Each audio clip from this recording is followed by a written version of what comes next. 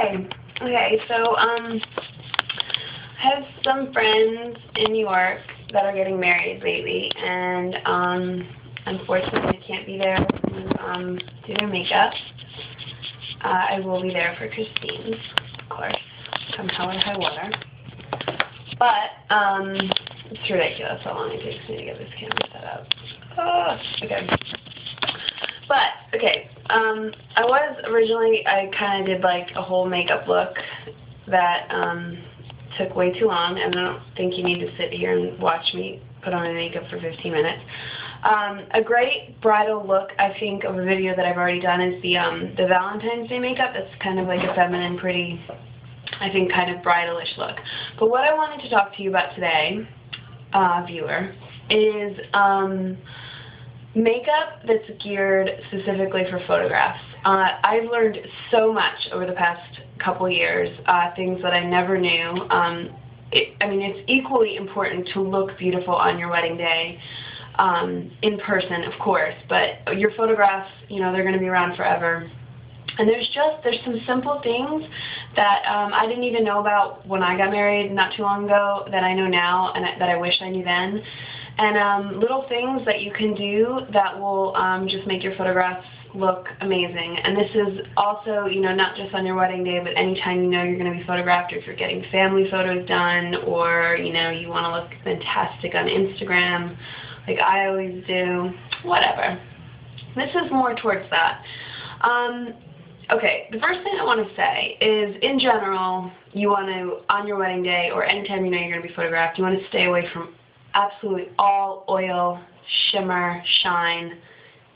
Eliminate that as much as possible. Now, if you have very oily skin, that's hard.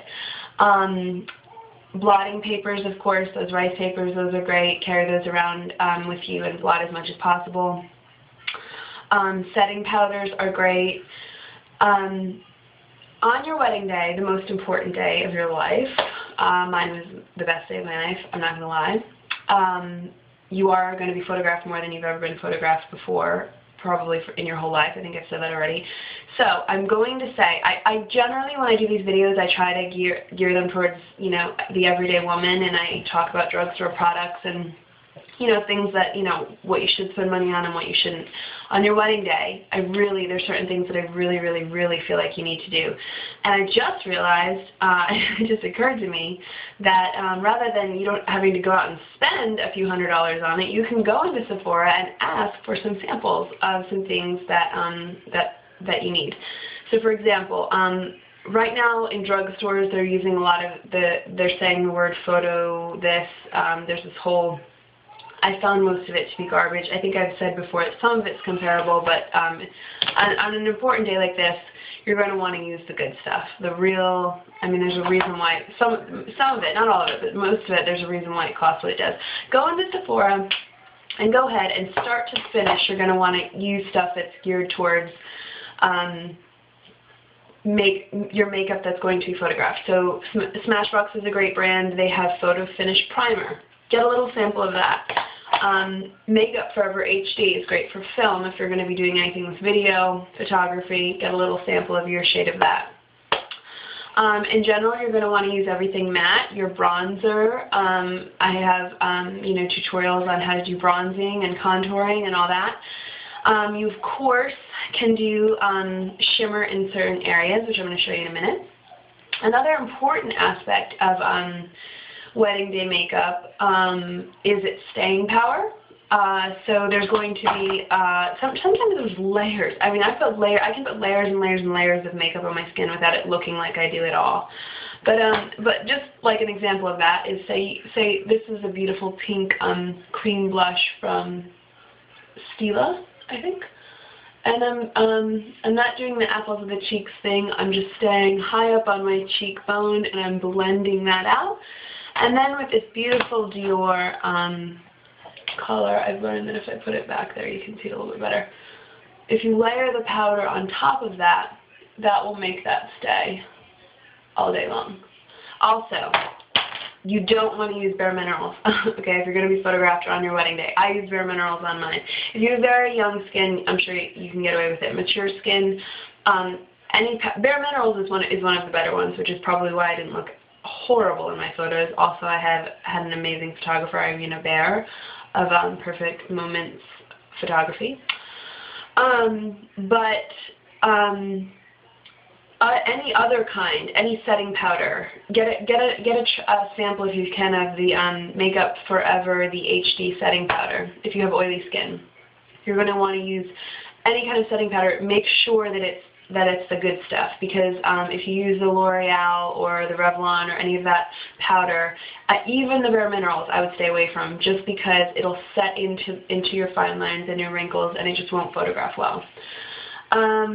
You want to apply your makeup in the most natural light. If you can do it outside, if it's not too humid, open a window, practice as much as you can beforehand. If you don't want to go, you can go into a cosmetics counter and have them do your makeup I think for free. Sometimes you have to pay, buy $50 worth of product, but a lot of them don't want to go out on their wedding day and, walk out of there with their...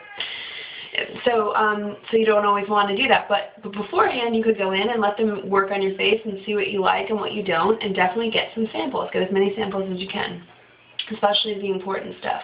Now, if you want to use a little bit of highlighter, if you want to get that dewy, beautiful, like young look, you can.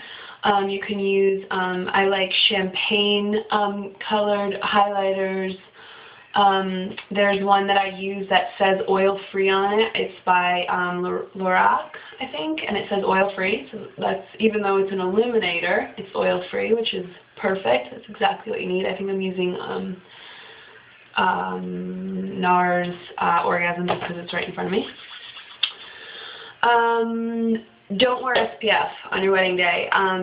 Even if you're gonna, I'm not suggesting that you go out and get a sunburn. It's practically impossible because every product has SPF in it anyway. But don't apply sunscreen. Those extra oils, all that stuff, it's just going to just add shine and become a mess.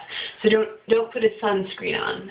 Try to avoid an SPF. I just have like an issue with it. I think it actually causes cancer, but that's because I'm crazy. But anyway, don't listen to me about that. Wink. Watch my contouring video. Okay. Anyway, what else? I just wanted to get through this. Oh, your eyebrows. It's so important. Okay, if you don't usually wear makeup, if you're not like a person that wears a ton of makeup, your wedding day is not the day to experiment and go crazy with makeup. I've had so many brides come to me with this like really dramatic, sexy smoked eye because they want to look the best that they've ever looked. They want to look beautiful, but once I do it, especially during trial runs, they realize that that's totally not them. And if you get a professional, you can find somewhere in the middle. And if you keep practicing, of course, you'll find somewhere in the middle. But you might want to step out a little bit of your comfort zone in certain areas, such as with your eyebrows. If you have very blonde hair, you will not see your eyebrows in photos. So you're going to have to darken them. You can darken them with a matte eyeshadow. You don't have to go out and buy anything specifically for eyebrows if you don't want to. There's great brands out there, but you can just use a regular shadow for that. I have... in my other videos, I've done some videos on contouring just to give your eyes a little bit of depth. Everything, of course, has to be waterproof. They make some amazing, Bad Gal makes this waterproof, really great smudgy black liner. Of course, waterproof mascara. When you put your falsies on, and I have false eyelashes, and I have another video on that, coat them with another layer of waterproof mascara. Of course, that's super important. And you just want to look like yourself. You just want to look at yourself just a little bit more enhanced, just a little bit, a little bit stronger because you're going to be photographed. But you don't, of course, want to go crazy. You don't want to look like a clown because in person is equally important, of course. So if you have any specific questions about some products that I would suggest using, or definitely ask me in that comment box that nobody ever goes to. This was my veil that I made myself. I was going to wear this, and it was way too kitschy and weird, but I made this on my wedding day. I wore it like this. And then... Anyway, I could go on and on and on for that, but I hope I covered everything. I'm trying to keep it quick. Just stay away from oil. Oh, another great product, Urban Decay, another great sample to get. Urban Decay has this de-slick setting spray, and it really, really will set, it's like hairspray for your makeup, and it helps really absorb the oil, and of course those blotting papers, anything like that that you can keep in your little purse. And try to relax, and have a wonderful, beautiful day. And thank you for watching. Bye-bye.